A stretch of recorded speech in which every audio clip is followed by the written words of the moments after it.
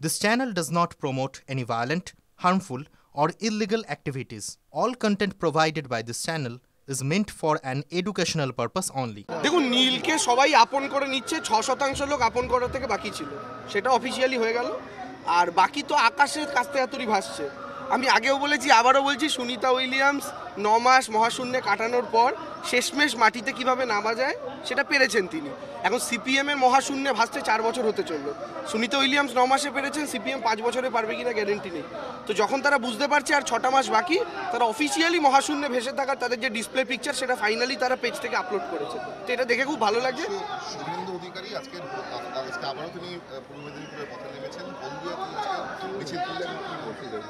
না, যেখানে খুশি মিটিং করুন, মিছিল করুন। দেখুন, শুভেন্দু অধিকারী লাস্ট কয়েকদিনের কর্মসূচি যদি দেখেন, 1-2 জায়গা বাদ দিয়ে উনি স্পেসিফিক্যালি পূর্ব মেদিনীপুরে কনসেন্ট্রেট করছেন।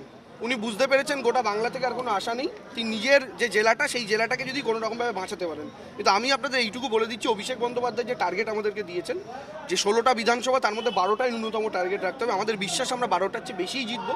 শুভেন্দু অধিকারীকে তার ঘরে আমরা হারাবো। শুভেন্দু অধিকারী রাজ্যে বিজেপিকে তো ডুবিয়েছেন।